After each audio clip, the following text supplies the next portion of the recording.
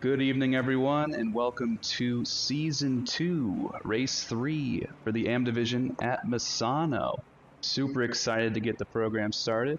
We are already a few minutes into qualifying, so some drivers are setting their out laps, getting their tires warmed up, and they'll be starting some fire laps.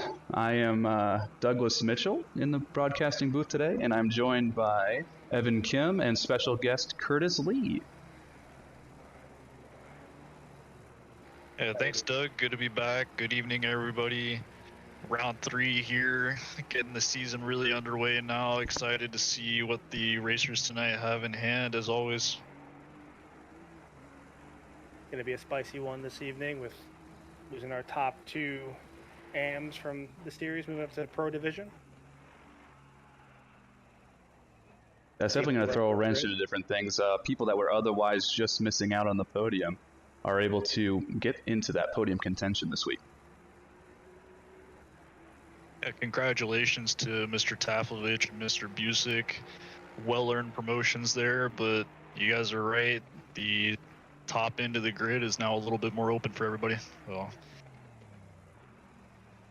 hoping to see some new faces there on the podium tonight. Should be exciting. Let's go ahead and discuss which track we're at this week. So for starters, we're at Misano, which is located in Italy. It's the first track of our Italian stretch of the calendar. Next week is Imola, so look forward to that. But yeah, Misano is definitely a very tricky track with some very, very tight hairpins that require a lot of aggressive braking and turning under braking sometimes, so can be a little bit sketchy. Any particular portion of the track that really stands out to you, Evan? Yeah, I'm looking at turn 8 as a potential dive bomb zone. Can really send it up the inside there with some late brakes if you're feeling dangerous. And as is probably the most challenging turn on the track, turn 13 coming down the into the back straight there. Really high speed, have to get on the brakes. Your wheels turned a little and can really unsettle the car if you get it wrong, but you can make up a lot of time there and set up a pass going into 13 and then the turn after 14 with the switchback move if you hit it right. Very exciting racing to be done there. Curtis, what are your thoughts on the track as a whole? Really flowy, and there's a lot of places that you need to cut the track in terms of just getting on those curbs, getting onto that red section, really abusing the track limits on this track to gain all those extra tenths. Perfect. Yeah, great opinions, guys. I'm actually looking forward to getting the opinion of our resident racing driver, so I'm going to go over to him and see what his thoughts on Misano are. So, Resident Alien, what are your opinions on Misano? Do you have any tips and tricks you want to share with the group? I'm sure the stream is interested to know what your thoughts are.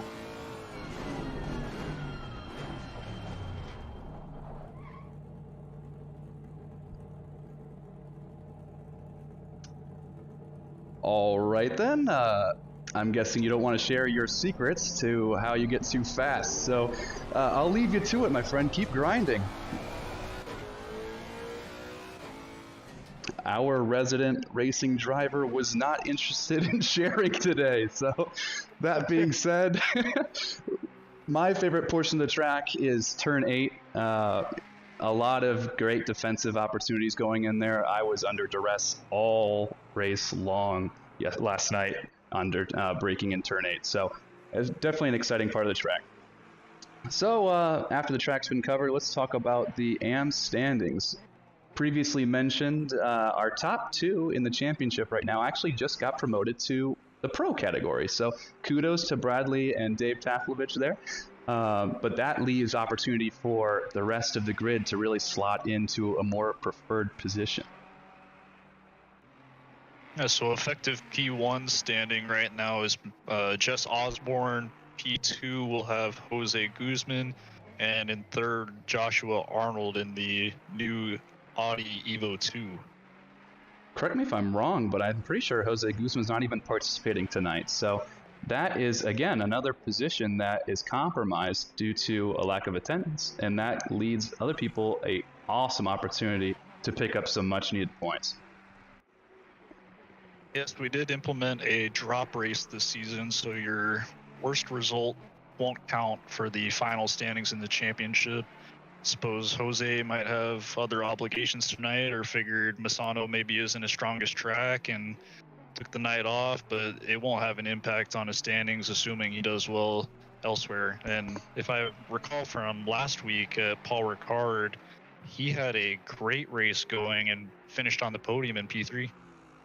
Without a doubt. Yeah, I'm looking at the chat now, and Jose Guzman is in there, in fact, and he's saying he's unable to make it tonight. So he's hoping that this is the only one he misses. This could be a drop race for him, the one and only he's allowed to have. So he might still be able to come out on top with just this one race being a complete plum zero. So, Curtis, where do I need to be looking as we hop into our racers as they finish up a good chunk of their qualifying?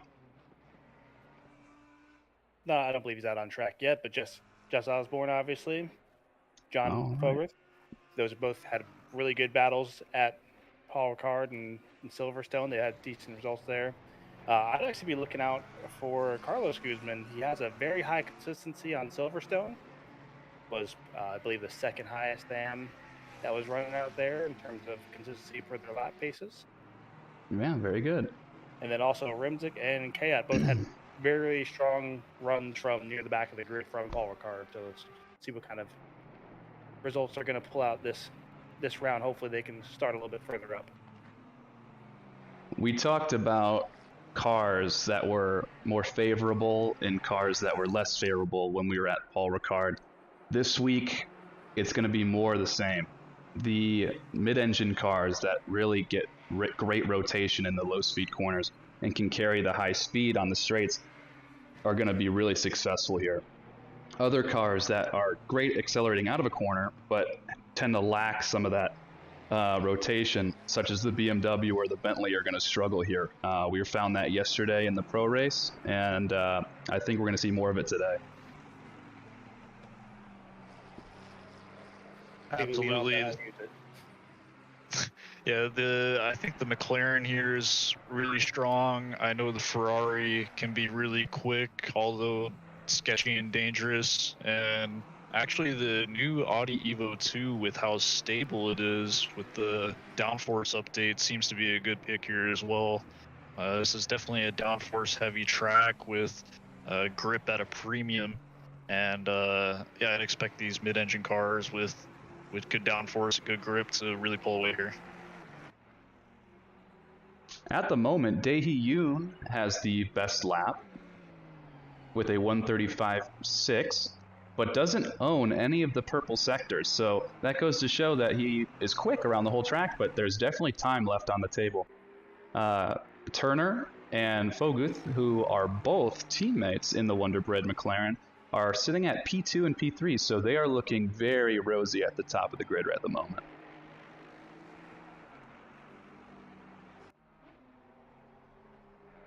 It's ironic in that we got second and third in the McLarens, and first place we got an Aston. We just talked about how the mid-engine cars are going to have an advantage here. Even talking to some of the pros last night that were driving the Aston, they despise that back straight just because the car does not seem to get up and go yet. We're on board with Jason Allen here as he starts his lap. Let's see what kind of line he's taken through here. So sector 1, really aggressive going over the curbs here. This track is all about exploiting track limits. How much can you flirt with the edge, making sure that you extract as much time as possible? You can get a little bit of loose as you go over some of these curbs, but if you plant it nice, especially in a car like the Audi, it can really handle those bumps well. And then it gets its legs going on the main straight here. Again, down into this really heavy braking section at turn 8, really exposes some drivers to some overtakes. Takes the curbing aggressively on the power.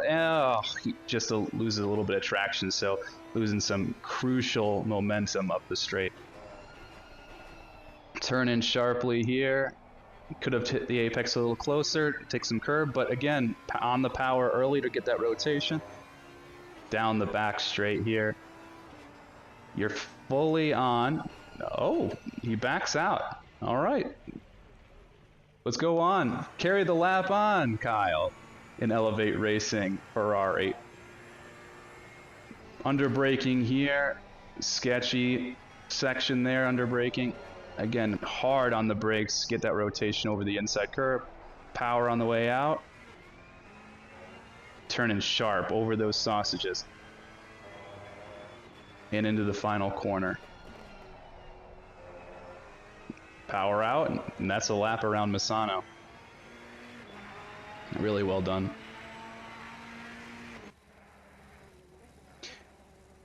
You're going to find that this track is all about flirting with disaster. Do I take that extra curb for that extra few tenths? Or am I going to play it a little bit safe so I maybe don't pick up a track cut? We saw a lot of drivers yesterday struggling with drive-through penalties and flirting with those extra track cuts for momentum or pace to get that extra overtake, but a drive-through penalty is detrimental to a successful race. For sure, this is definitely going to be a trying to keep the car clean, trying to stay out of the pitch as much as possible situation with such a fast lap time. Looking at probably AM pace, we're looking at mid to high 36s, maybe getting down to the 35s for a fast lap.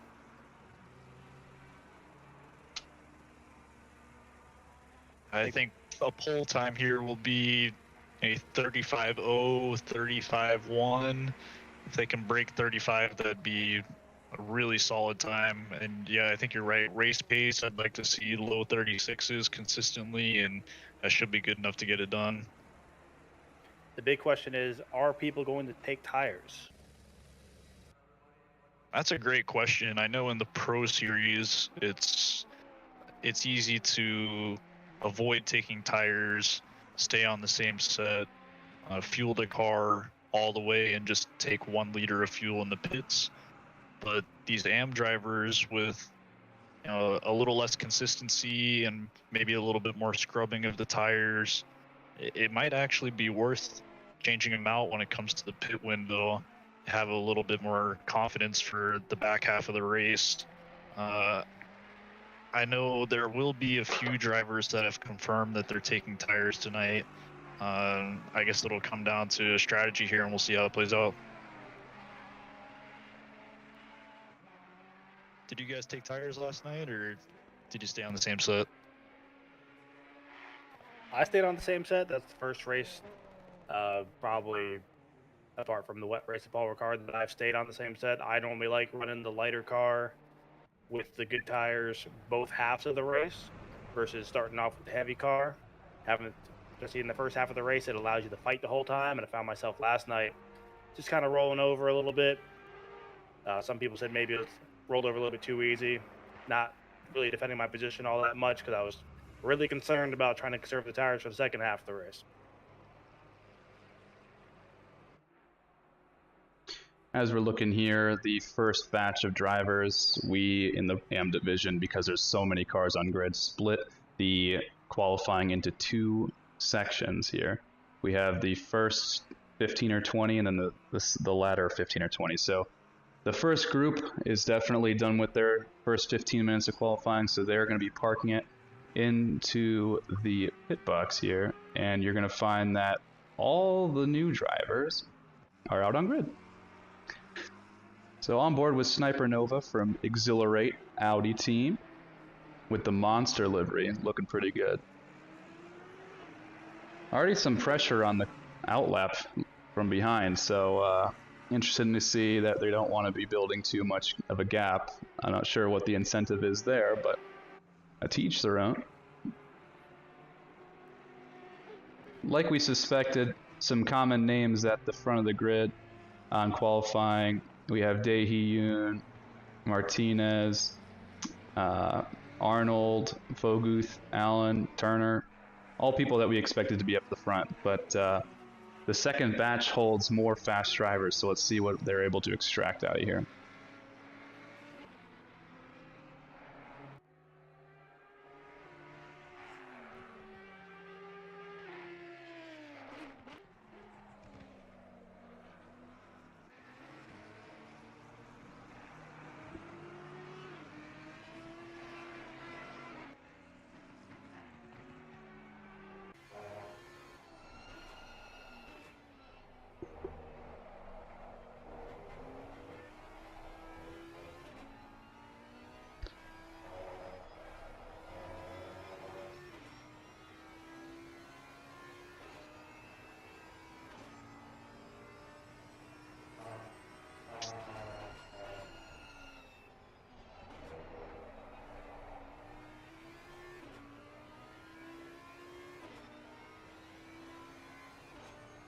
It looks like Nova's gonna. Oh, we're on Damiani here.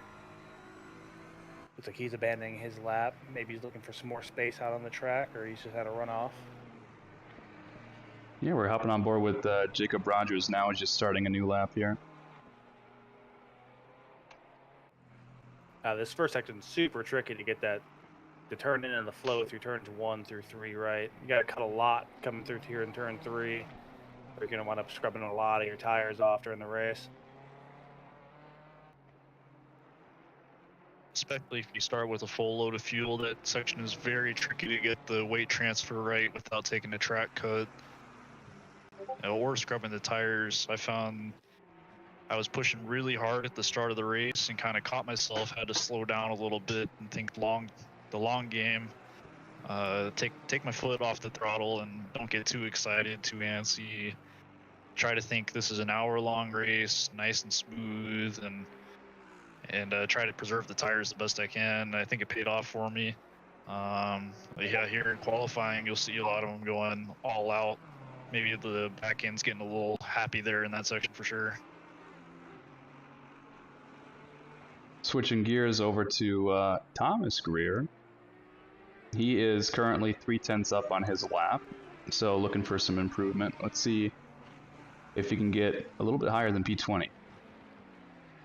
Looks like he lost quite a bit of time in that corner there, but he still has plenty of lap left to earn some time back. See that thing open up on the back straight here. Still 0.3 up.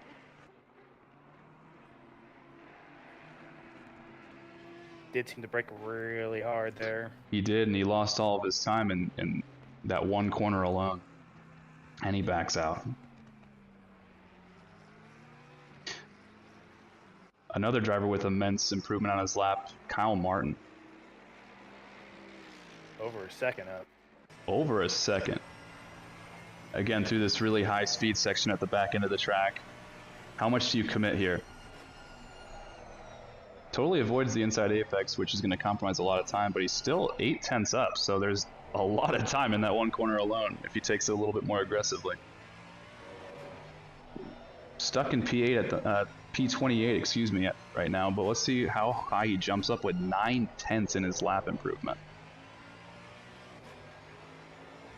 From P28 to P27. So there's a lot of time left in that lap, ladies and gentlemen.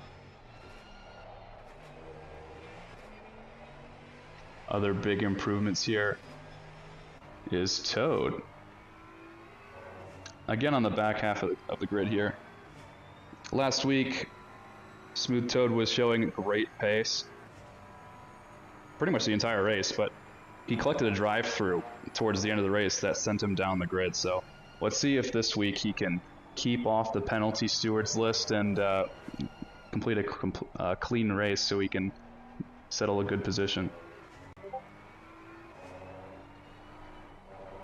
Speaking of Toad, Toad Boys and L-Plan both lost their lead drivers going through this championship that were promoted up to pro. So it's going to be interesting to see who's going to pick up this team series lead. He improves up to P8 with that lap, so that's awesome. More time for some big improvement here. Jess Osborne with 1.2 seconds improvement in his lap. That brings him to P8, so he snipes nice P8 run from Toad. Great lap from him. A 136.2.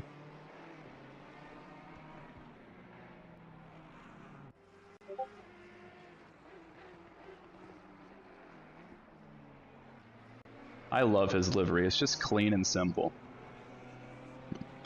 I am partial to the BMW though. It is hard to go wrong with black and gold.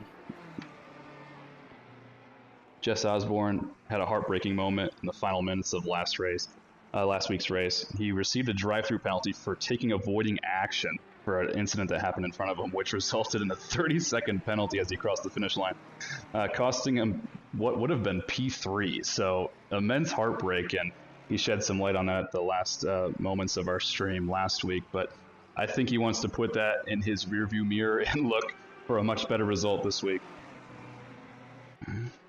For sure, he's got plenty of pace, just a little unlucky there with chaos coming into that last lap. You're right, I think you really got to work on your mental game. Just forget about it. You know you're better than that, and stick to your roots here. Try to show off for everybody. Another driver last week that, again, showed some really good pace. We're looking at Rimzik, car 808. He is known for having mega pace. He unfortunately started in the pit lane 1 week, and he had to surge through the field, but I think part of him likes the challenge. He likes running through the field, but he's right now sitting in P5, so another really great showing, but backs out of this hot lap. Hopefully he's ready to set another one with still 6 minutes left in qualifying. Let's try and find someone who's improving their lap by a sizable margin here. Mathieu is up 1.4 seconds. As I say that, he lost 4/10. The commentator's curse is alive again this week, but Mathieu is normally not able to participate in our races because of a busy work schedule, but I'm glad to see him back out on track. He's always a very interesting driver to watch. He likes to be somewhat aggressive in his overtakes, but that provides great content for us viewers. And most of the time he's able to get it to stick, but sometimes it's a little too hot, and he's able to send it sometimes and cause himself a little bit of grief. But risk versus reward in the mind of a driver. Yeah, good to see him tonight. Great dude. Love talking with him. Just a pure-hearted dude. Means well, and yeah, he's plenty fast. I've been on the receiving end of some aggressive driving, and kind of catches me by surprise, and sometimes it works, and you're right, sometimes it doesn't, but hey, you got to give him props. He's out here to race, and he's competitive. You know, with a little bit of time he has to race outside of work, he's going to make the most of it and really push. Can't fault the man for that. So as we're wrapping up qualifying here with what almost was an incident on track there. That was close. That was very close. We're looking at Jose Toledo. The Aston is very strong in this track, and he's up 4/10 when he's in P5 already. And he jumps to pole, just There like that. With that being said, Curtis, who is a driver that you want to look out for in today's race? Who's your money on? My podium, I'm looking at Jess Osborne, Rhythmic, and I'm going to put Kyle Turner on notice that I expect him to be on the podium. Kyle Turner starting in P8 at the moment. He can't go back out and improve his time, so he's just biding his time, waiting to see if someone's going to be able to best him even further. Let's get a lap in here of Guzman. Off track at the moment, unfortunately, but he starts a new lap. Let's see if he can improve. Little squirrely through the first section there. Big moment. Big moment. Yeah, he's definitely going to have to get back on track and rethink his entry into the first section there to improve his time. Another driver with big improvements, Paula Hartman. He was up 6/10, back down to 3/10, sitting P18 at the moment. And there goes a brake marker. You don't need those. Up 7/10. P10. That is a sizable improvement. That's thinking with Bortles. Back on with Rimzik. Again, we know he has the pace. It's just a matter of will he make it stick. He's currently up 4/10 on this lap. Touches the sausage curb, which doesn't murder him, which is a blessing. Normally, if I touch that curb, I die. Invalidate his time. It does invalidate his lap there. Really unfortunate. He's got time for one more flyer if he can make some space between him and Martinez.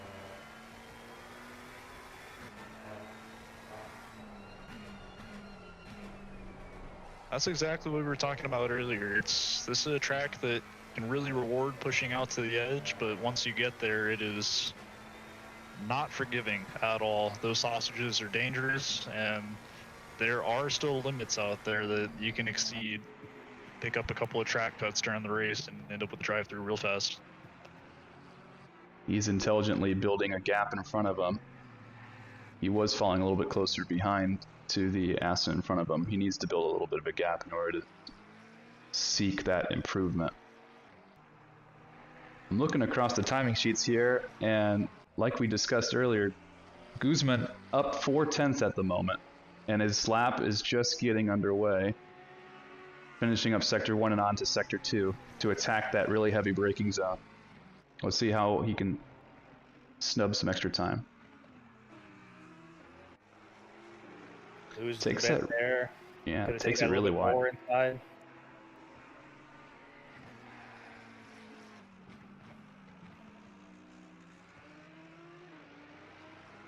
Oh, great rotation there, up big on the Delta.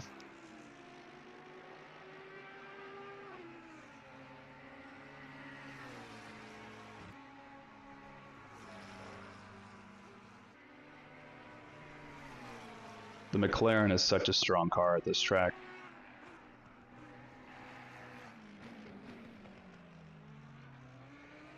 Look at that rotation, just stops on a dime, rotates easily. So graceful. Onto the final 2 corners here. What can he muster? Oh, the sausage killed him. Invalidates what would have been a 6/10 improvement. He's got one more chance at this. You hate to see it, but you're right, he does have one more chance. Speaking of chances, there's a few other drivers up the grid that have other opportunities to even pass Mr. Guzman. We have Martinez in the Red Bull Aston setting a flying lap for himself. 5/10 improvement. Crosses. Yeah, gets a couple of places. Can't complain about that.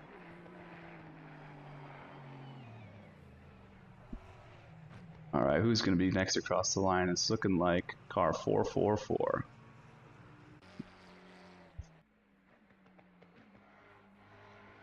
Hartman in the Portal McLaren, teleporting around the track with grace and ease. Just up 1/10.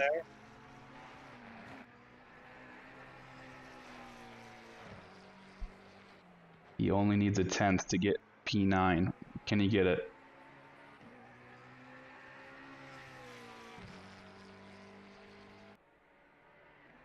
It's not enough. Slight improvement, but not going to gain any positions from it. One of the last drivers on here who we haven't talked about at all, Jacob Wolfman. Jacob Wolfman still has the opportunity to improve. He's 8/10 down, so this is going to be more or less a practice lap for him. Jacob Wolfman had an early drive-through penalty last race and was subsequently disqualified from the race entirely. So another one of those situations where he's probably looking to put that in his rearview mirror, take today's race as a fresh start as he purposely bins his beautiful Bentley Boys Club purple Bentley. That's coming out of your pocket, Evan. Yeah, the team's not going to like that one. Gran Turismo finish right there. That's it for your qualifying session.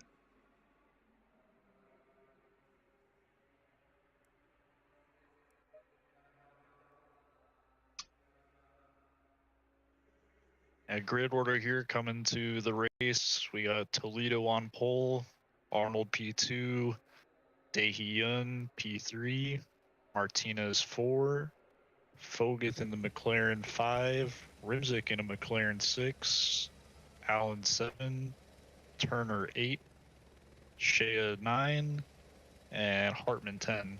5 McLarens there in the top 10. Not surprised at all. We were hyping it up earlier. It's a very strong car. I am super impressed to see a stout roster for today's race. We're looking at 40 drivers, but important to note, do you know who I see at the bottom of the grid? Damiani. Someone who would otherwise be extremely quick. He must have joined super late. I mean, last week he was showing great pace all race long, but earned a drive-through penalty for abusing track limits and pitted early before finishing the race. So, again, we're covering a lot of drivers that would otherwise be really fast, but just had really bad luck last week. So, I think that the theme of today's race for the AM division is one of redemption.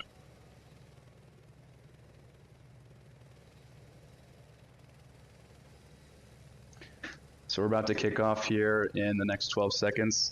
The format for today's race starts off with a long formation lap, and then we have a 1 hour sprint race. There is one mandatory pit stop that requires a refueling, but not mandatory tires. So that leads to some strategy variety for our drivers on the grid. Some drivers elect to take tires because they feel like it gives them a little extra stability and control over their car, but they do sacrifice about 30 extra seconds in the pits doing so. And other drivers elect to skip the tires and just take the 1 liter of fuel, which is mandatory. You can take more than 1 liter. So if you're taking tires, the logical thing to do would be start the race with half your fuel and then take tires, refuel, and get on your way. Or you do the splash and dash, where you ignore the tires, you take 1 liter of fuel, and then you're on your way in 3 seconds. So we'll see what different drivers amongst the grid elect to do.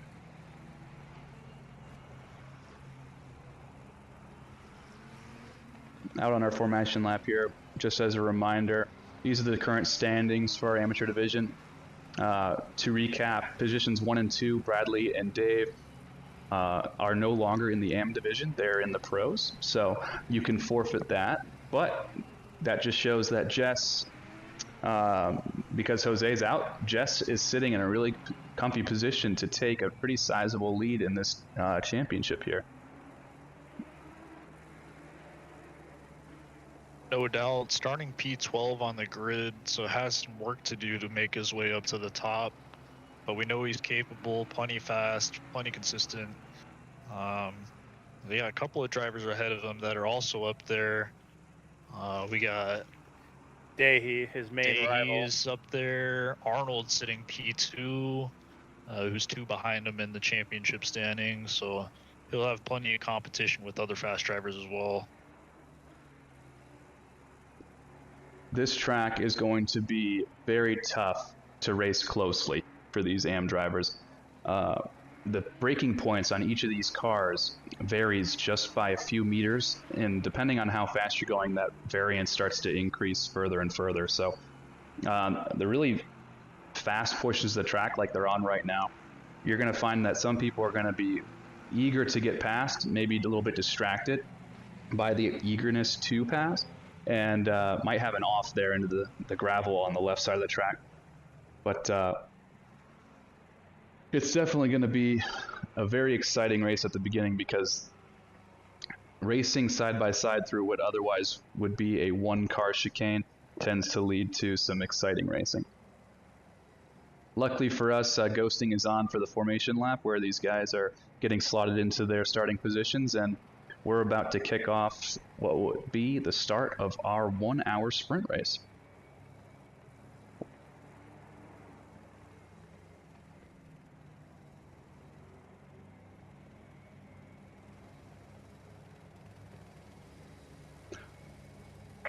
And they cross the line, green, green, green. A sprint down, 3 wide towards the back there already. Great start by the Audi and Arnold. Oh, we have some contact already. Everyone's keeping it clean. I had to say that early. Oh. Looks like Dahy was taken out as he came across somebody. The Audi of Arnold gets a fantastic start. He's going to try and run away as Toledo goes. Let's get a little bit further back in the grid. Again, more action at the back. Cars colliding a little bit as they go. We got a Porsche stopped in the middle of the track. Yeah, you don't want to see that ever, but back at the front here. Lots of cars kind of settling in now, as you can see at the mini-map on the right, slotting into position. Now that everyone's kind of figured out where they need to be on grid, much less incidents out there, but needless to say, some people lost out at the early stages of this race. It's sad to see that sometimes you're just a victim, and it seems like there were a few tonight. Still an hour racing left. They got time to make it back. Gotta get the head down, keep pushing.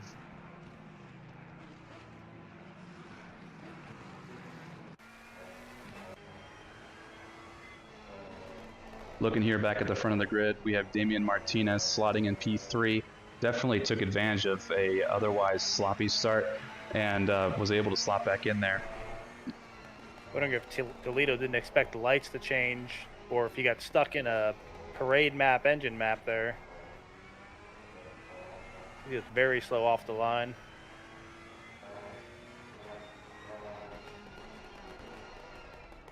Really deep for Damian.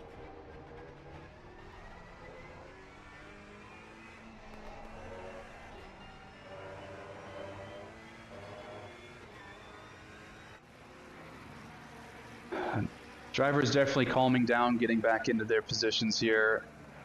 Now we need to start setting some pace, right? Finding your slot within the race. Don't push too hard at the early positions here. You're going to find that some people, though, are eager to get past. Looking back here, we have Alex Daniel under duress from Dennis Mock. Again, that turn 8 back there is a great passing opportunity, and you can see a lot of people looking to expose that. You really got to watch out if you're the car in front. Watch your mirrors, maybe cover the inside, because you never know when somebody's feeling aggressive and tries to beat you. They can definitely do it there. You're going to find that this is the braking section we were worried about earlier. Dennis hoping he keeps it clean. Lunge. Definitely got spooked a little bit by Martinez coming up the inside. You're going to find that he made the position stick by doing so, and he's still under duress from another McLaren of Guzman. Guzman does go up the inside. Not able to get by them, though. I had to slow down a little bit before the apex.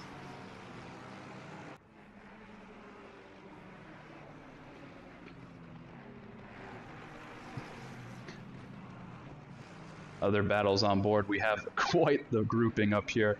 Only a second separating 3 drivers. We have Ethan Hoskin in the Marlboro car. I thought they banned that livery.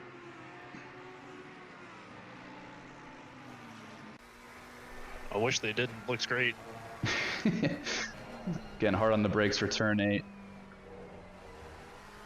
Put the power down, get the car rotated around. He's chasing Allen. That can't be right, because that's a Mercedes in front of him. My timing sheet. That Mercedes is a lap down. A lap down already, with 5 minutes into the race. You hate to see it. I believe he was in a first lap incident and went to the pits to repair damage.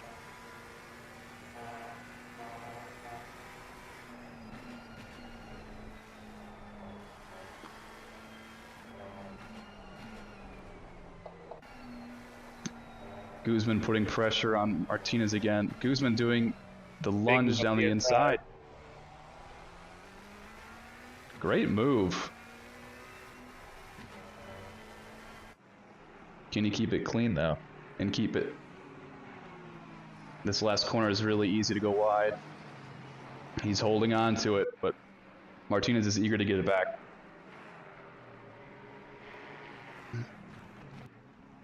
The front of the grid is definitely slotting into their positions here. We have Arnold in P1, and 1.6 seconds back is Toledo. 3 seconds back from that is Fogut. So, pretty good spread across the leaders here, all setting pretty similar lap times now. So, you're going to find, I think, that those 3 are going to run off, and then the rest of the grid is going to be duking it out for the rest of the race. More battles here. Constantine right behind Hoskin. He's the Porsche loser there. Foster. Let's try and get a replay of that. I'm going to replay the wrong person. Oh, goodness. Oh, man. Foster's really trying to do a number on that Porsche. He really likes it, but it's a tough car to drive. Really tough car to drive. Really is. Back end stepped out, and that car is really hard to save. Took a little damage from a collision with the wall there. Sad to see, but driver that capitalized off of that is man we were talking about before the race, Mr. Damiani. Started from the back, currently sitting P21. So made up a bunch of positions through that first lap carnage and found his way to the mid-pack. Just had 2 more cars spin out in front of him as well. Oh, Wolfman and Sadat. Looked like they got up and rolling pretty quick, though.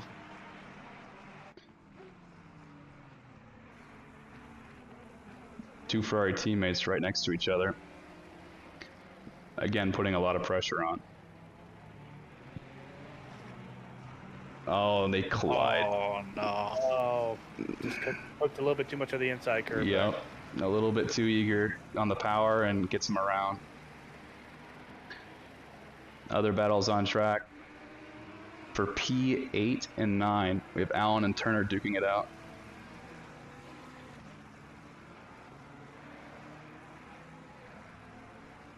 Rodriguez in the mix too. Eduardo really showing some pace. Just a few weeks ago, he was complaining about not really struggling to get familiar with the Audi, but now he's in P7 and looks pretty comfortable.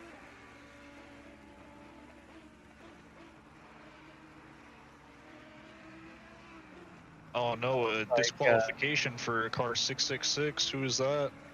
I believe that's our new boy, Kevin King. Oh, unfortunate there. What happened there? For driving the wrong way. Might have spun off track in an unfortunate area and slid through some of the track limits there a little too fast. That's unfortunate. Jumping over to another on-track battle, we have Jacob Wolfman side by side with Sadat in the McLaren in front.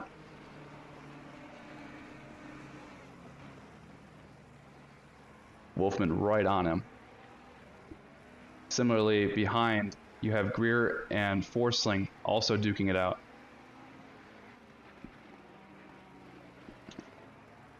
Jacob biding his time. He's going to... Greer's got his work cut out for him. I was behind Wolfman in our practice race on Monday, and he was defending incredibly well. When Wolfman gets in the zone, he is a really great driver. Just a little inconsistent, and when the car gets a little sideways on him, yeah, it's a little bit of an issue getting it back under control, but if he keeps it tidy, then he is plenty quick. Another killer battle on track. We have a gaggle of cars here, all within a second of each other. Side by side down the back straight. The question is, does someone back out? No, he just closes the door. Constantine's looking. Goes wide. Now he's going to be under attack from Dehi. Dehi gets a great run. Even further back, Jess Osborne's under attack too. There are so many close battles on track. And everyone's keeping it relatively clean. I've only seen a couple little nudges here and there, but for the most part, they're racing very close and being very respectable. Another on-track battle. We haven't seen the big one yet. Yeah, nothing too crazy.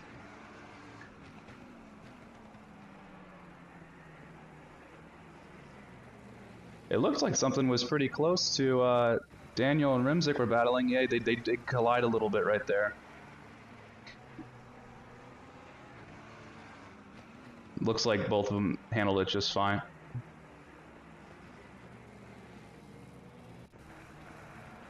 And he just kind of drives back on his way. It's like Ethan Hoskin in the Marlboro car. He's coming into the pits. Maybe he took a little damage that he found to be undrivable with. Gonna lose a bunch of time there. Yeah, it's unfortunate. McLarens do tend to be delicate with all the aero that they have. Absolutely. And the second that aero goes bad, it feels undrivable. Back on board with Kyle Turner, shake and bake Wonder Bread car. tight at the top here, fighting in P7 at the moment. Again, positions 1, 2, 3, 4, 5, and 6, all relatively quiet, driving in their own groove right now, 2 seconds, 4 seconds, 5 seconds apart respectively. But right here, P7 and P8, they're fighting it out. Turner finds himself in an Audi sandwich, driving the Wonder Bread car. Ironic, coincidental. But right there, the Audi kind of takes a bad line and is now going to be passed by Turner and under attack by a separate Audi.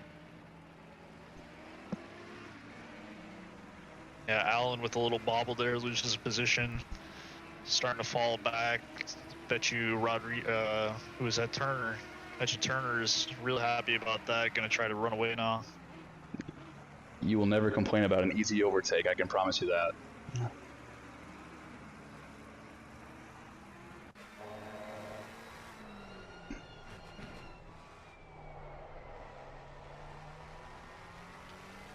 Switching on board to Kyle Martin, gets past here. Oh, a little deep.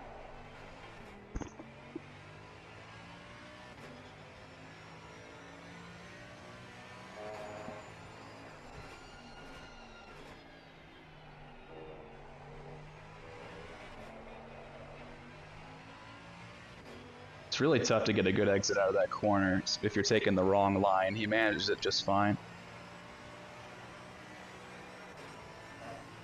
This is the toughest part of the check.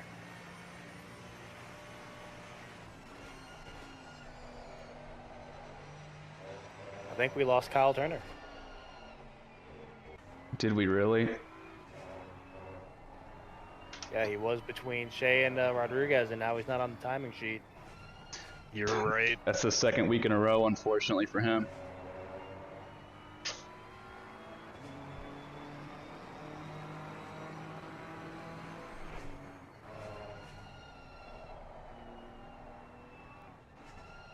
Jess Osborne in the BMW. I can attest that the BMW is tough to drive around here, especially against a car that is notoriously better at this track in the Aston Martin front, but he's able to hold his own as the Aston Martin slides through that first section. Jess was complaining about how he felt like this was a drift car through Sector 1. Seems to be a common complaint with the BMW, usually known as a pretty easy to drive car, but here it seems to be quite the opposite.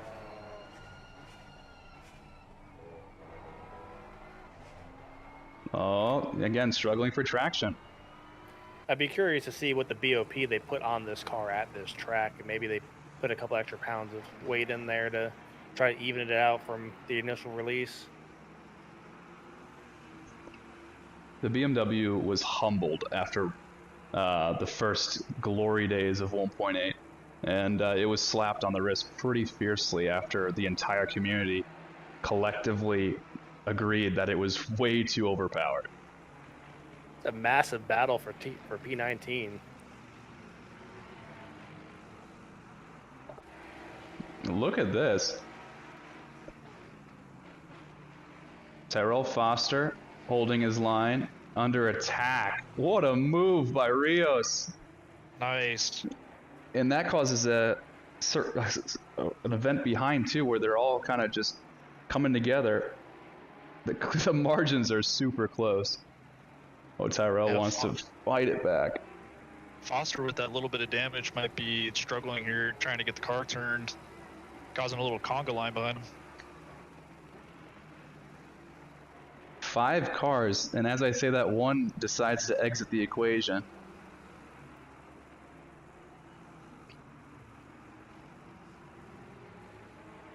Let's see who's brave on these brakes.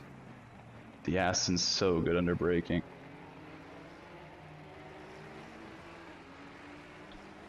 In this group, we have Rios, Foster, Dan Meyer in the Audi, and then Hartman in the McLaren. This is that braking zone. Oh, Tyrell backs out. Meyer, late on the brakes. Oh, loses it a little bit out of the corner and gets passed by 2 drivers in 1 turn.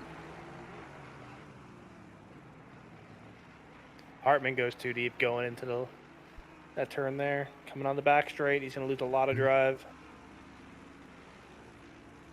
Kind of closes the door a little bit on the driver behind. Had to back out a little bit. But again, this wheel-to-wheel action between the Porsche and the Aston is incredible. Trading blows here. This is fun to watch. Foster and Rios giving each other a lot of space, but at the same time, really battling it out. Then we have a Mercedes getting into the mix here. Let's see how they cooperate against the blue flag driver. Yep, he's moving over to the side. Up, he's coming into the pits. Much needed repair.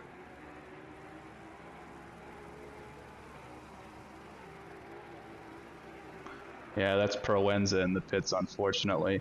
He is having a race to forget, it seems like. Yeah, unfortunately, we're still 8 minutes away from the pit window. I'm looking back at the timing screen. Turner is back in the race, but he is having a 58-minute lap, which tells me that the system is recording that he's back in, but he's going to be suffering in the timing screen. So hopefully he can fight back some positions and recorrect what would otherwise be a DNF. Hey, finishing the race, you still get points, and all the points count for this championship. That is more than right.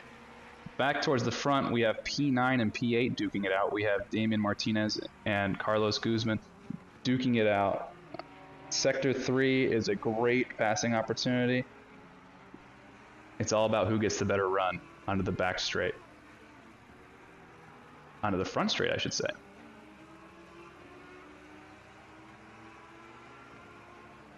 Equally matched here. He's coming up. And Guzman's going to dive on the inside here. Brave under braking. Great overtake. Nicely done. Martinez says, "I'm not done with you yet."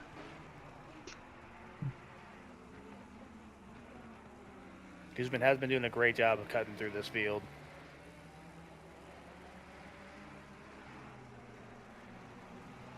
But he does have a nice little battle ahead of him that he's going to have to take care of.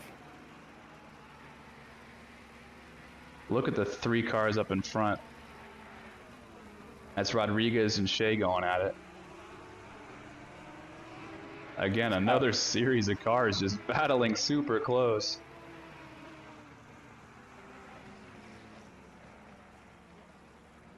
Rodriguez and Allen and the 2 Porsches here. 2 Audis, excuse me. Side by side down the back straight.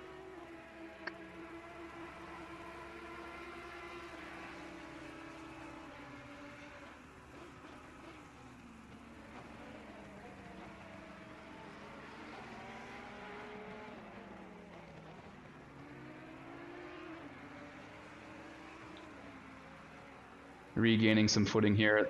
Again, P1, 2, 3, 4, and 5 kind of just running away in their own race. The rest of the grid is up for grabs. There are battles all up and down the grid. Like right now, we have this going on. We have Josh Damiani in the middle of what is a otherwise crazy battle. He's finding himself fighting a couple Mercs.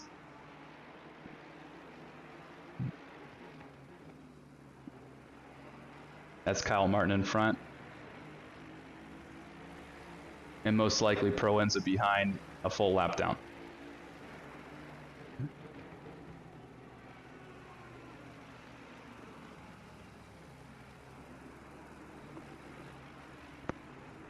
Damiani, starting from the back of the grid, has made his way up all the way to P17. He's shredding. He's putting an immense amount of pressure on Kyle Martin in front. Kyle Martin says, "Get off my ass."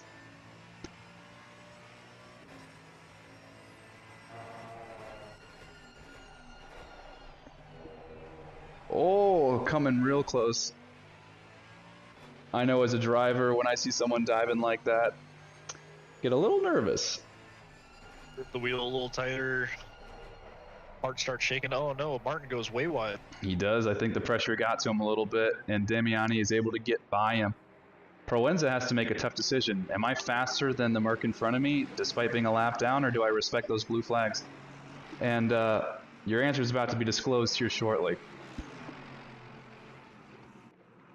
Heavy on the braking from Proenza. Again, more pressure on Kyle Martin. Will he? He does. He buckles. Spinning. Watch out! Oh, he buckles under the pressure and causes an absolute moment.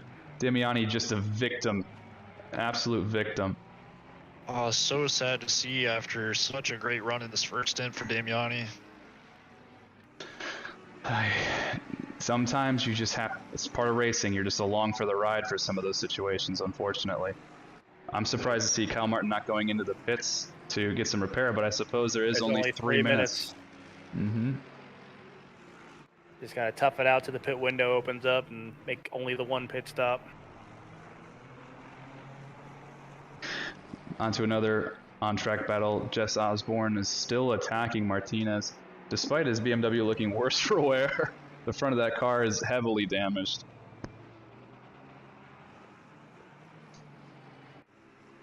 He's in P15, a position that he's probably unfamiliar with. He's accustomed to being towards the front.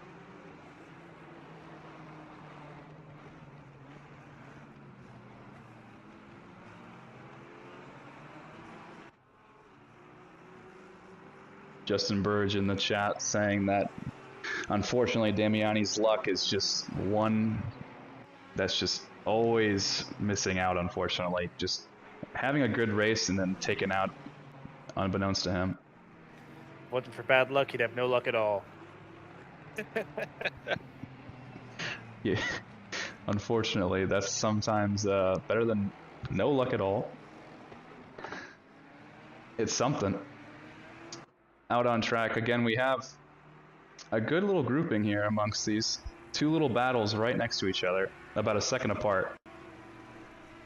Wolfen putting a lot of pressure on Gitesh.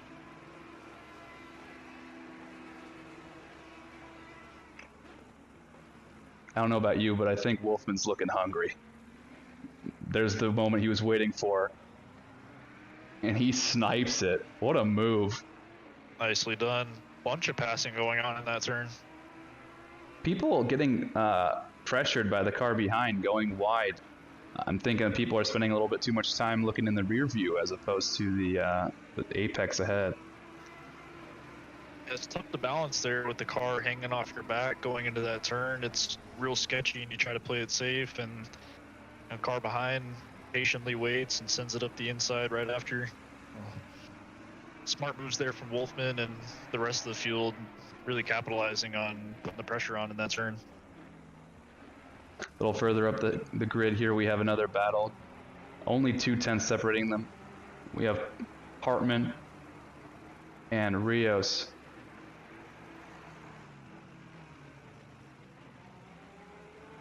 We're in the part of the track that the overtakes are happening all day. Let's see what kind of drive we get coming on this back straight. Who's going to be brave? He shows the inside. Who sticks the braking zone? Oh, we had the back out there. So did Meyer behind in the Audi. Had to brake to avoid what would otherwise be an incident. We should have the pit window open now. And people are diving immediately into the pits. A quick decision there from those guys. A little love tap. Getting pushed in through the pit lane. Well, you know Foster was sitting there waiting for that pit window open to repair that Porsche from the earlier accident. Without a doubt. Different part of the grid. If he gets that fixed up, his pace will improve, and he's already put together a great first stint. Tyrell's got mega pace. He just always has something affect his race for the worse. Hartman having difficulty getting into his pit box. Really? Yeah, had to reverse back into it there. That is a time loss that we can all avoid with just a little practice. I will gain my a lot hand of time in the pits. You can gain several seconds over your competitors if you have a good pit stop. Further news up at the front, Foguth has set the new fastest lap and is now hanging off the back of P2, Mr. Toledo. He's looking hungry. Be great to get a pass done here before coming in the pits. Toledo gets a mega run out of that corner. Foguth kind of sliding a little bit for traction there. 6/10 back.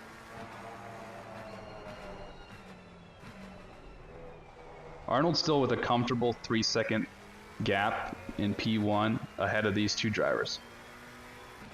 And then it's a 10-second gap behind these two. So they're kind of just isolated at the moment. But P2 and 3 has a big point spread, so they're going to be hungry for it. It's looking like Toledo's able to build a little bit more of a gap on Foguth again.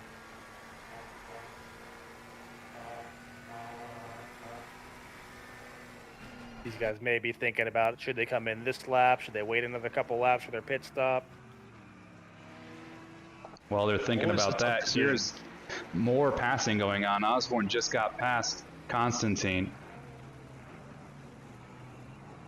Let's see if we can see that move. Yeah, just gets a better run.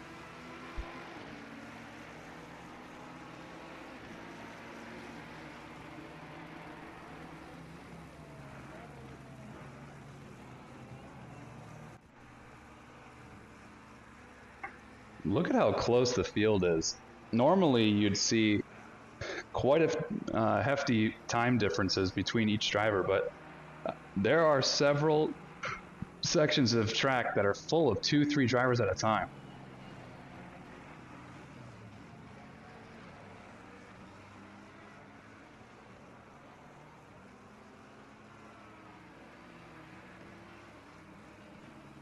It's looking like the first bunch of drivers that had damage or just being slowed down elected to take their early pit stop, but not very many people taking it since then.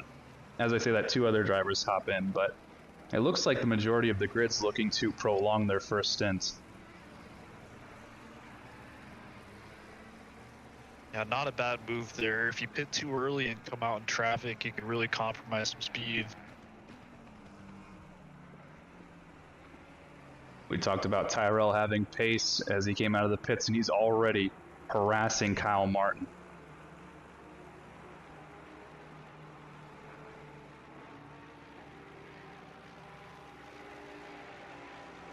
Both of which have served their pit stop, so it's even fight here on the up. Oh, there's a bump.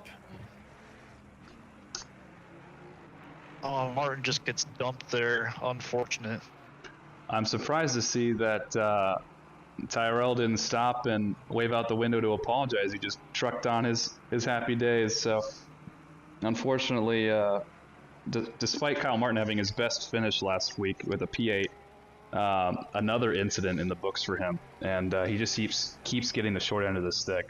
It's really unfortunate for him. But Tyrell probably collecting more damage, and by doing so, he's under duress now too.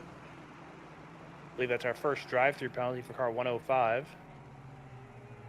Mock was definitely fast, so he's probably just flirting with the extra track limits, and it came to bite him. Very happy to see we have not seen the stop and go penalty for many of the AMs yet. I know pit stops have been an issue for them so far. That's true. Week to week, they're getting better, a little bit more proficient at the different technicalities of the pit stops.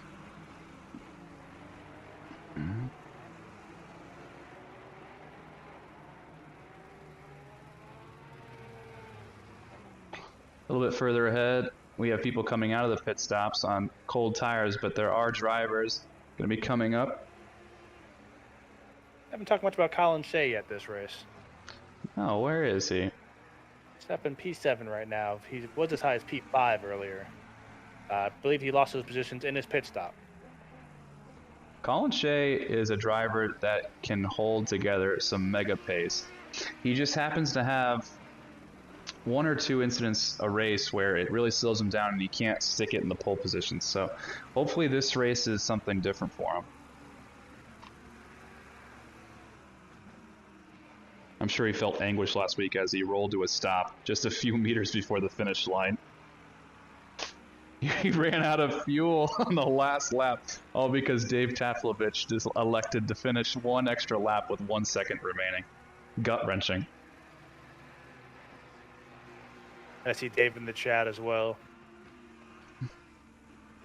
Yeah, he's making the comments about Tyrell's dive causing quite a big incident. So that being said, Colin Shea needs to definitely increase some pace here if he intends to catch the front portion of the grid. Looks like Kyle Martin was in another incident here in the last corner.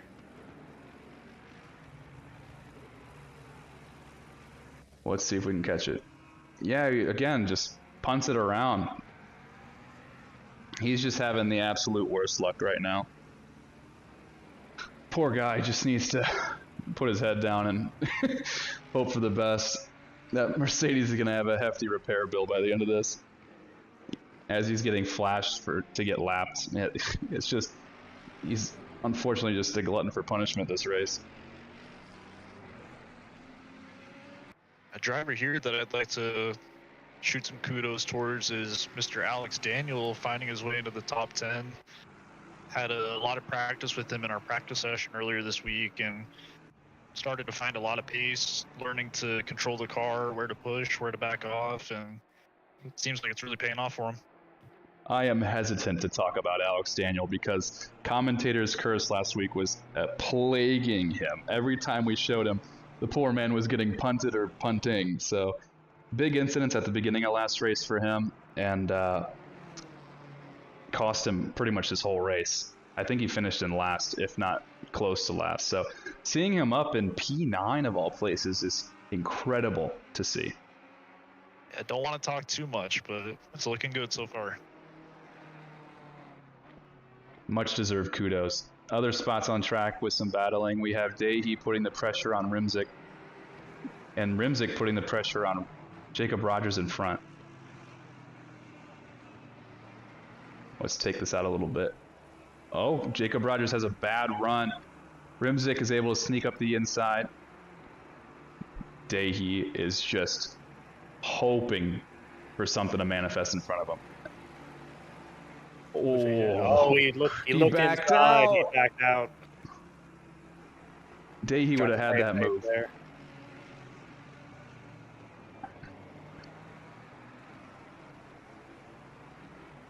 And just got word here, Mr. Samuel Varghese had his internet die and is now disconnected from the server. Oh, big contact there. Oh, no. Oh, no. This is the worst case scenario for Jacob. He's stuck in the pit lane like Austin Powers movies. Oh, my goodness. What's he supposed to do? Does he have space to get out? There's no shot. This is what he's looking at right now. Oh, no. What's in the head of this driver? He's not even moving. He's probably baffled. What's he supposed to do? He's trying. He can't do anything. He's cracking the wheel. There's no way. This man is literally blocking the pit lane. He's the new steward. Oh, man. I don't even know what to say. He's legitimately stuck. Oh, my goodness. I've never seen such a thing. Oh, Yo, my can we get a restart? Oh my god, no way. That is so unfortunate to him. He was having a good race. I have to go somewhere else because I can't look at that anymore. It just hurts me to see. Luckily, if anyone was looking to pit, he was blocking it. That was the last opportunity. The pit window closed with him blocking the pit entry. Yeah, that's a little bit of strategy there. I don't think that was on any calculation. That was Daihi trying to stop any of his competitors from pitting. Yeah, someone needs to tell Jacob right now to just return to garage. You can do that at the expense of several minutes for teleporting. But he's stuck.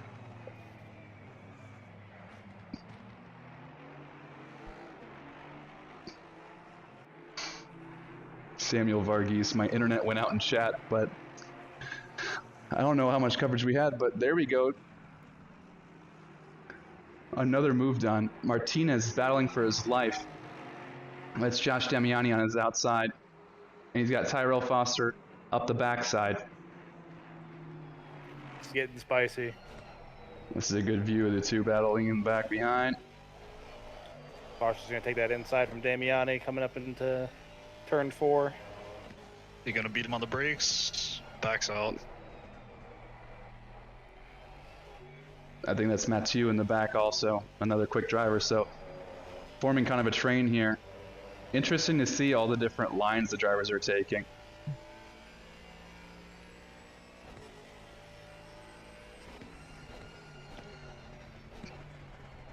Oh, looks like Damiani got in too deep there. Martinez is saying, thank you, I need a break.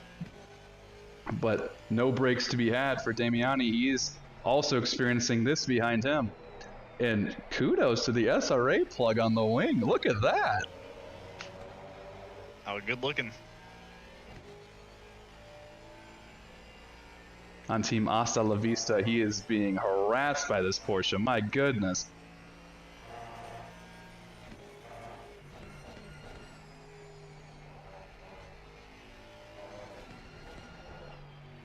But he keeps it clean through this really difficult complex of corners here.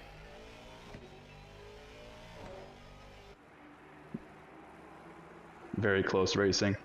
The chat is absolutely dying over what happened to our boy Jacob Rogers. Rest in peace. Can I get an F in the chat for Jacob Rogers? It looks like he was able to get it out of the way, but he is sitting in the pit lane right now, probably sobbing.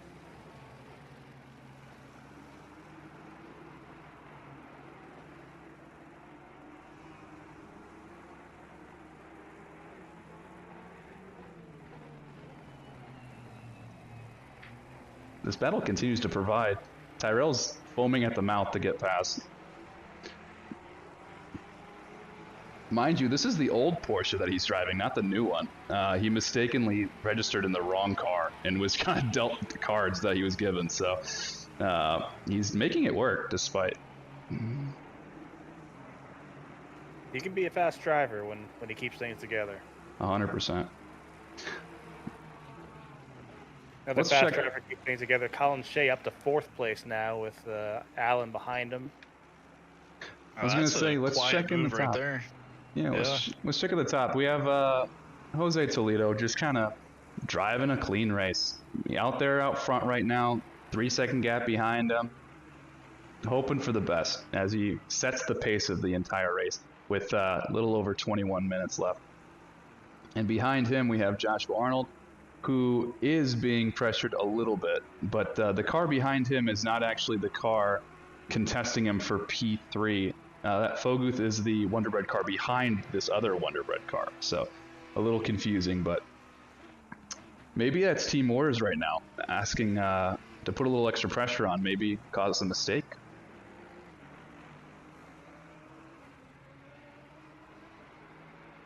I could never put too much value in the lapped car in your rear view giving you some pressure. A little bit further down, like we mentioned, Foguth in P3. P4 is currently held by Colin Shea. Did he fuel the car up enough, is the question. I'd imagine that's a mistake you only make once in a season, or hopefully once in your career, and you got it out of the way. Ask Matt Schwartz that. He did it 3 times in one season. That glutton for punishment. I just saw a yellow bar come up behind our buddy Jess Osborne. Let's see what happened. Yeah, had a little bit of a moment coming out of the corner. Able to get back on track and then has to immediately get back into a battle to defend his position. Go up side by side. Does get past after the replay. Martinez in the pit serving his drive-through, I believe, from track limits. He was in P10. Let's see how much he drops down. Excuse me, I think he was higher than that. Yeah, I've got him in P7 here. Yeah, P7. Now he's dropping down. I think he's in P11 at the moment. Yep, P11. Yep, that hurts.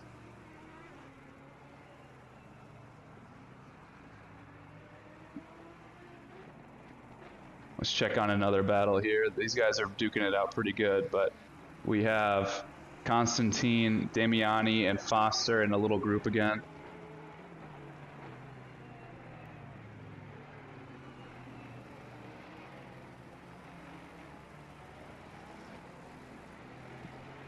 Lots of cars all on top of each other.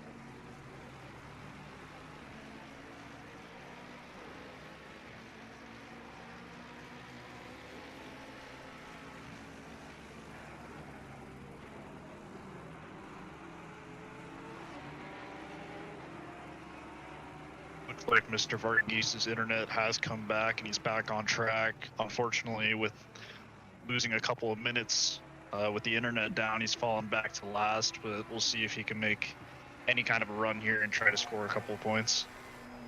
Yeah, anybody else that may crash and have a it's a fatal end to the race there where they're not going to rejoin, you're going to pick up those points. You always got to put in your best effort. You never know what's going to happen in front. Car might end up sideways blocking the pit entrance. That would never happen. Nope. That's ridiculous. Never seen anything like that. Someone we haven't checked on in a while is Proenza. He's trying to fight back through the grid after a miserable start, and it looks like he's about to take the position. P30 from car 769. Side by side. He gets it. Good move there. A little late on the brakes from the Audi behind. Proenza's surging back to the field because that's Mathieu in front of him. And Mathieu goes wide. Oh, close the door a little bit. Close Wide racing. Again. Proenza's got a run on the inside now. I'm wondering if Mathieu took tires or not because he seems to be sliding around an awful lot. As you say Nice that, Proenza little goes cutback. wide. Yeah. This is going to be the portion of the race where you're going to start to find that the tires are falling off badly. Damiani's bad luck continues. He's picked up a drive-through penalty. Oh no. This is one to forget.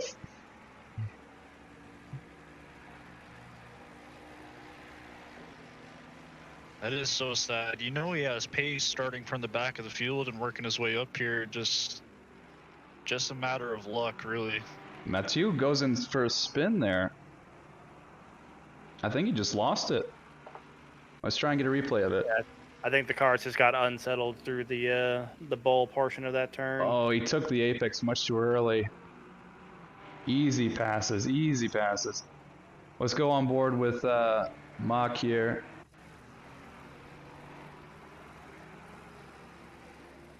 Fighting for the cars ahead.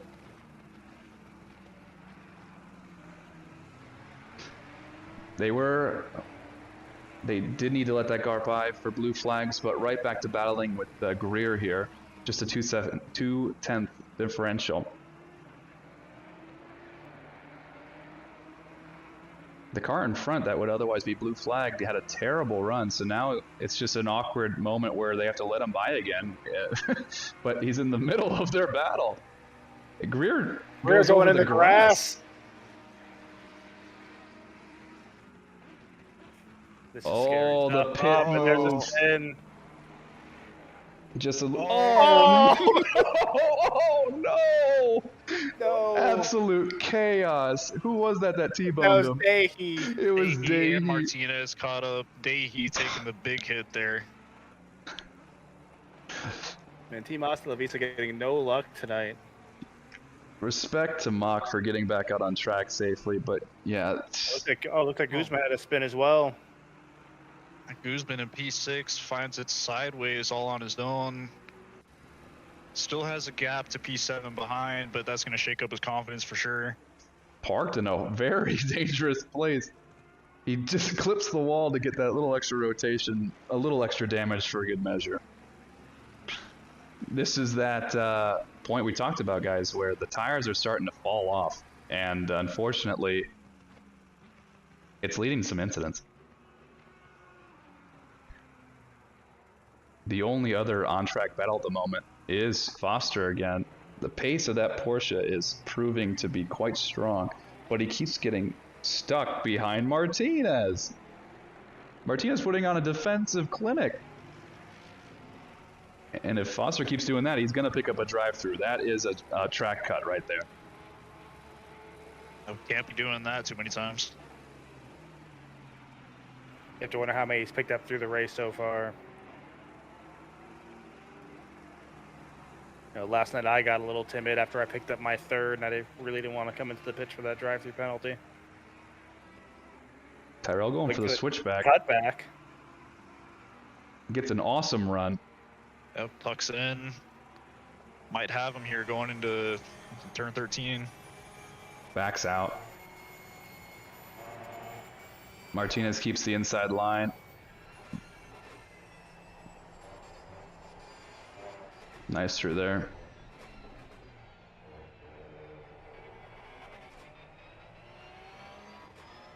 Kept it clean this time. Maybe he was looking at somewhere else on the lap to pick him off.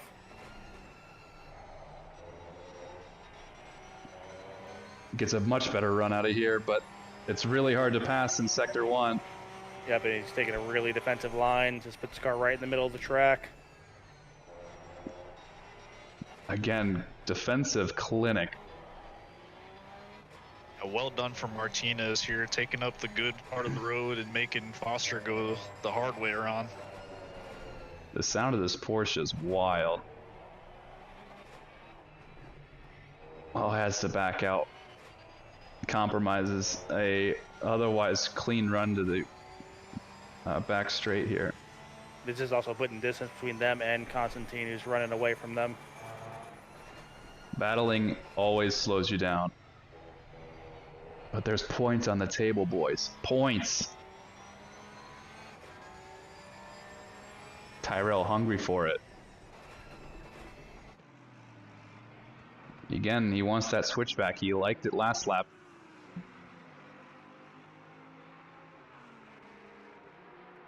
Further up ahead, battle for first place here. Arnold has closed the gap on Toledo. Toledo's tires might be going out a little bit on him. We have to take a peek here. Look at all these cars. It's a little bit deceiving. Those aren't battles for position, excuse me. But 6/10 behind Arnold, behind Toledo. Who managed their tires better? With a little over 11 minutes left, it's going to start getting really dicey. Yeah, it's time to start thinking about a move here. Not too many laps remaining. Got to set something up pretty quick. Let's stick with them for a little while. What if we're getting the Wonder Bread team orders here to move aside? I wouldn't doubt it. In front. They are a wise duo, the two of them.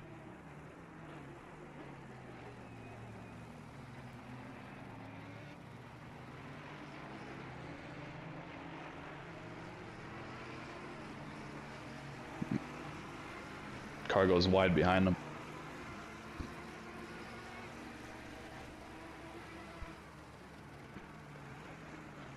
There are moves starting to happen. Ooh. Arnold wants it bad. He tried pushing in there a little bit too hard. Yeah, I've lost a lot of ground there. Over a full second. Arnold gets a little bit eager, and Toledo gets a breather.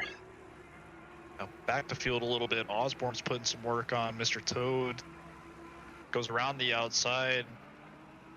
But Toad comes back, door banging. Door banging. Pushes him out, takes it right back. And I think that's a back marker in the middle of Yeah, them. it's a lap McLaren that's kind of in the middle there. Rightfully backs out.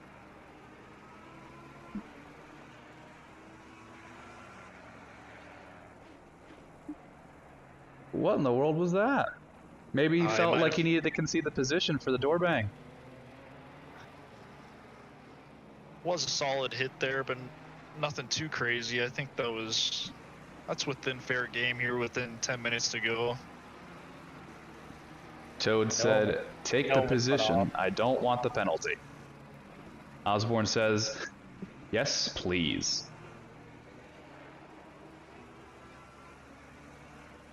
Back up the grid, P3 is getting spicy again. Foguth only 7/10 behind Arnold, so Arnold maybe pushed a little bit too hard to catch up to Toledo, and now he's left himself vulnerable to the position behind. 8 minutes left. We may see a good battle here for the win. Up, unless Foguth loses it there a little bit, loses traction coming out. Turn 8.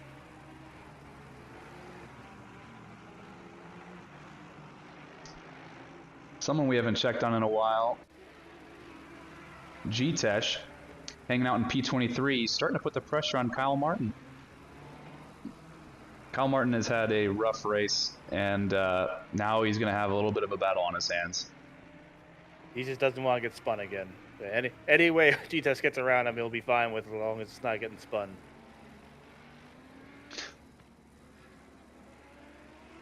That Mercedes is going to be taken to the engineers after the race, and they're just going to face palm it, and they see all the damage.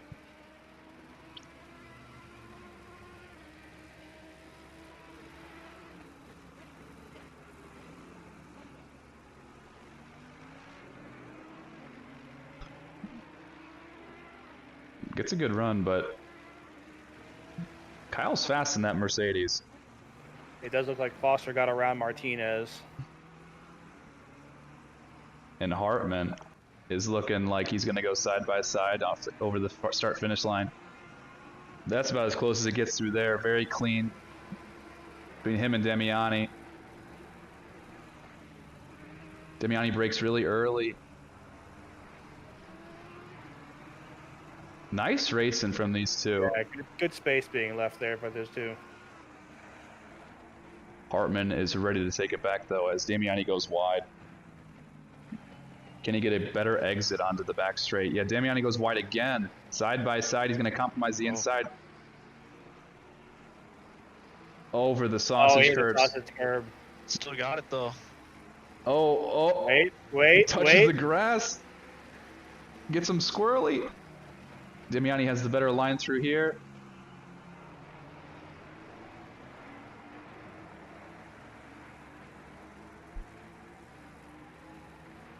And a recurring theme, we have a blue flag McLaren ripe for the taking.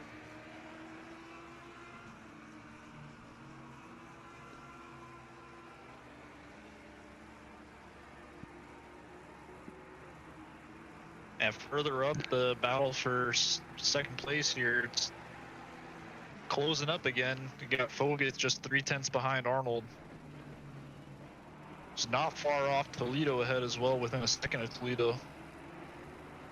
There's your top three right there. 1, 2, 3. After 55 minutes of racing, they're all within 1 second of each other.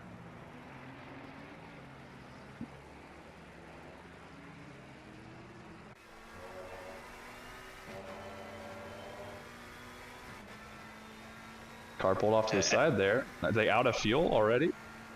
Nah, or are they just being generous? Pulling over for blue flags, more than likely, seeing the leaders come through.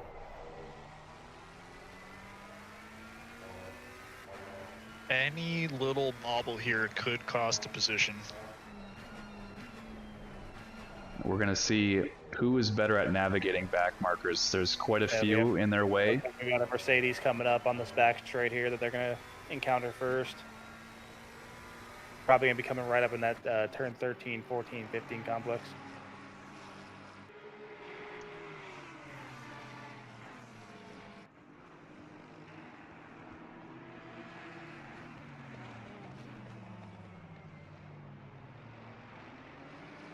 Foguth looks like he's got more pace. It looks like his car's a little bit more planted than the other two in front, but he just has to get by him clean. Pace is one thing, passing is another.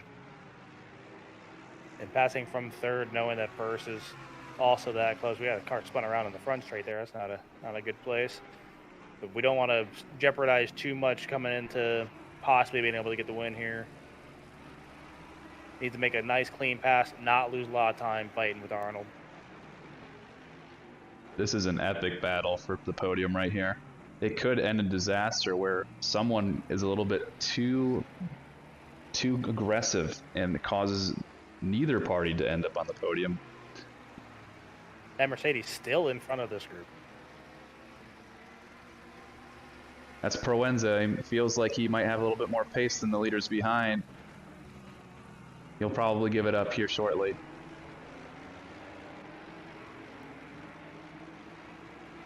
He has to give it up on the back straight.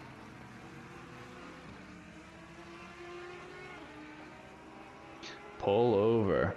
There he goes. There he goes. Pulls right over. Looks like he's gonna. That's one car go by, 2 cars by. Looks like that's all 3 are gonna go by here cleanly. And here's your leader, Jose Toledo. P2 and P3 firmly in his rear view.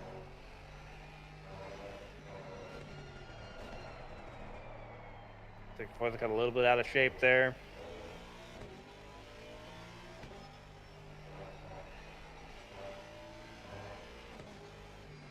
This Aston Martin. Around with... Oh yeah, go ahead, Doug. This Aston Martin's looking a lot faster than the Formula One variant. Yeah, real rough showing from the Aston Martin F1 team. They're coming up on another back marker here. Is that Greer? They get right out of the way. Greer's a very respectful driver, respects those blue flags, but Greer might even sacrifice the position to the Winterbred McLaren behind him. Looks to be that way. As they go side by side behind the leaders. 2 for 1. May see a dive bomb here from Fogarth. He's going real wide. He's going to take that wide line, maybe try the cutback. Gets an awesome There's the drive. run. He gets a great drive here.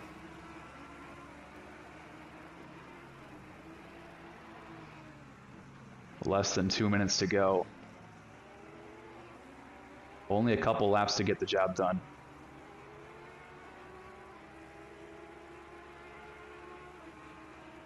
Toledo taking an inside line here a little bit, trying to block off any run that they may have.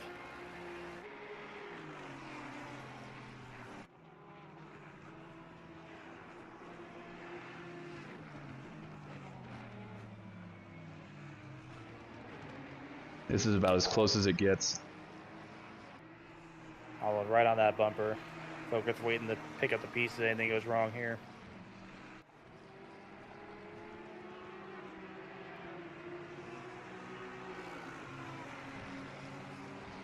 Leaders on final lap now. This is for all the marbles, the final lap. Let's see if this back marker is going to cause some trouble here in the first sector or not.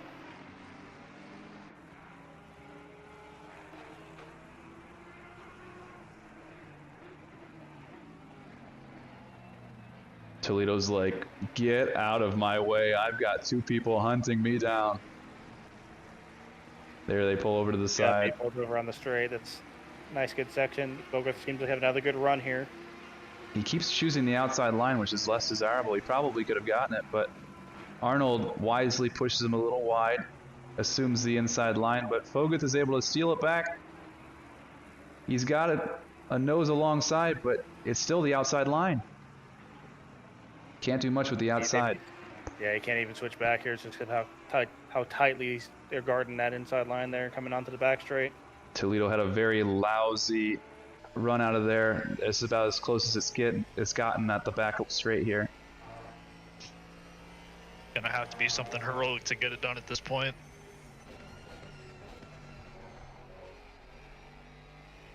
A lunge. So tight. 2 corners to go.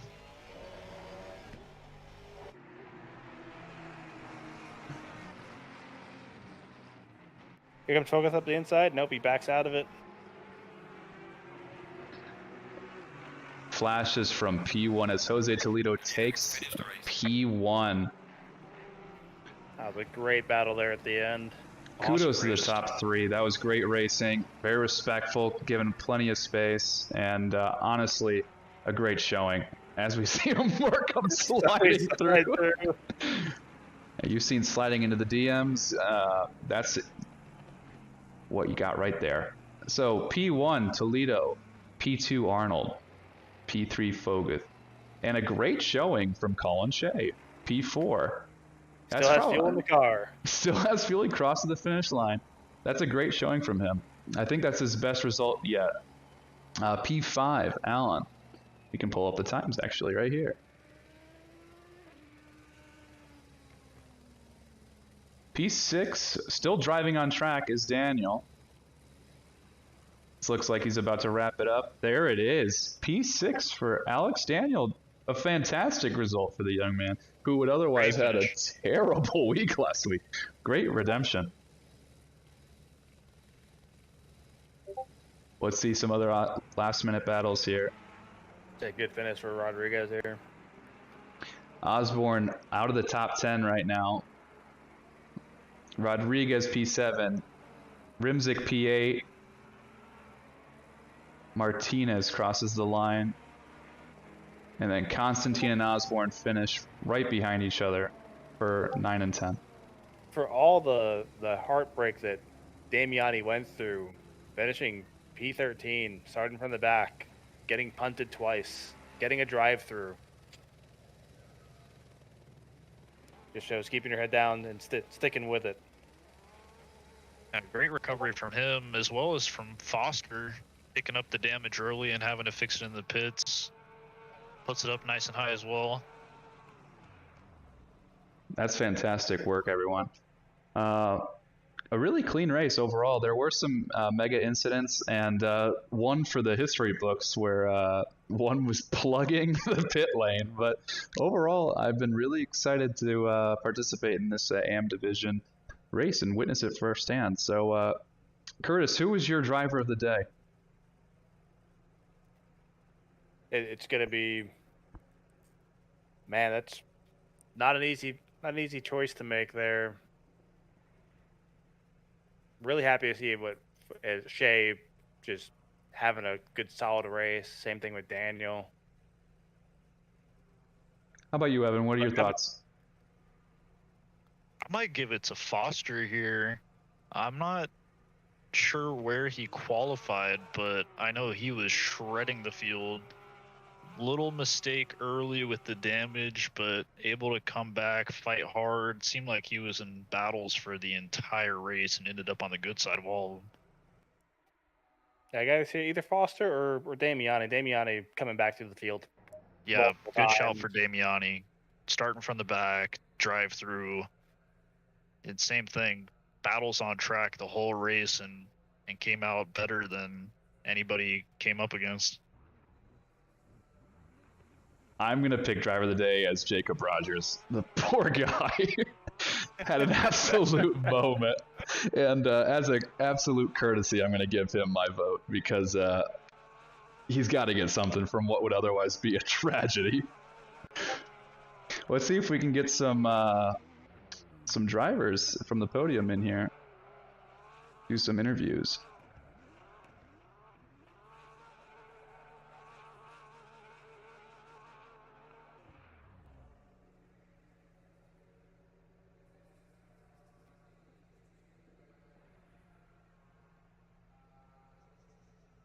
Well, first and foremost, we have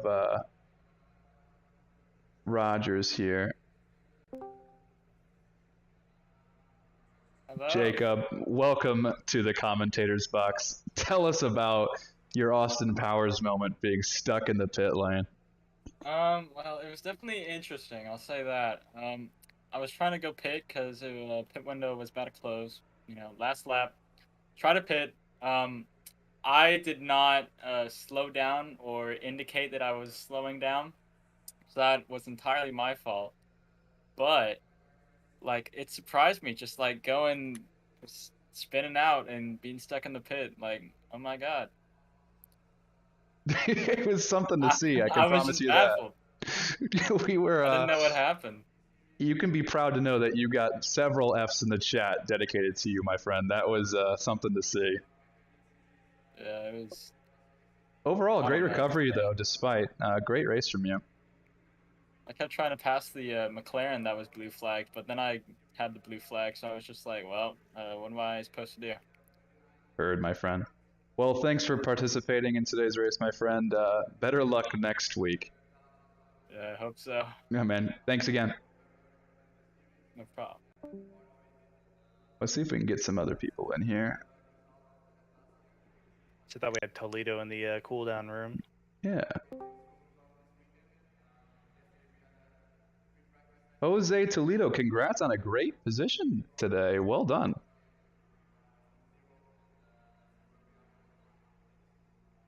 You there, buddy?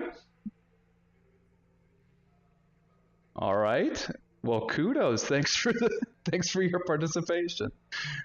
We're gonna get over here with Joshua Arnold. Congratulations on your performance today, my friend.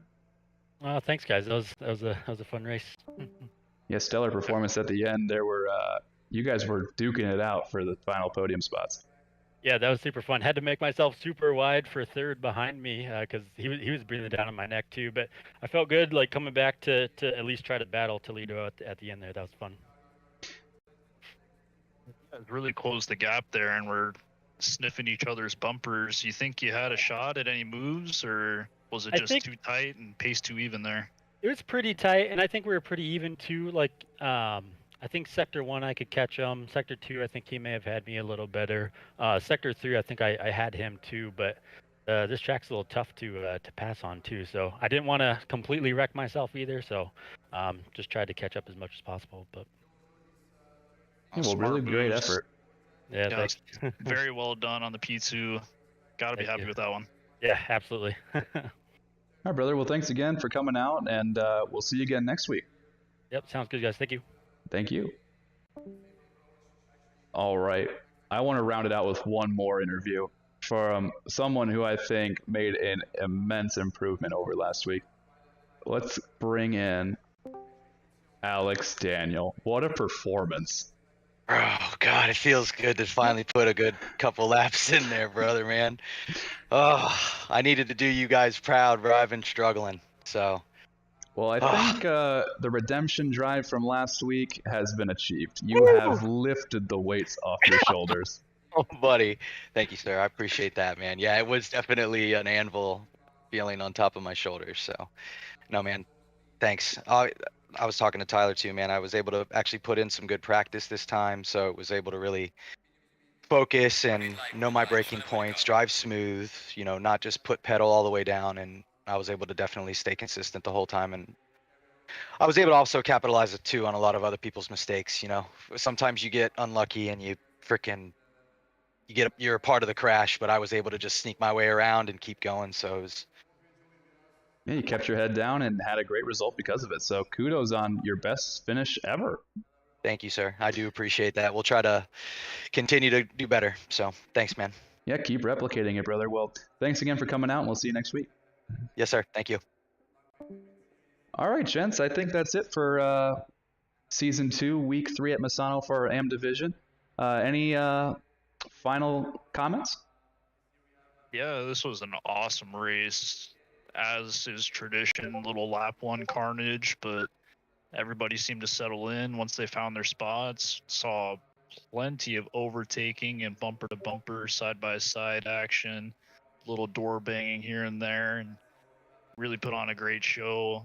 Incredible battle at the top there for those last few laps. That was amazing to watch.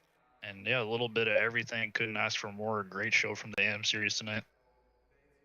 Cannot wait to see them at MLO next week. Another big flowy track that's going to be relatively difficult to pass at, and I think the same cars are going to have the same advantages as we saw at this track.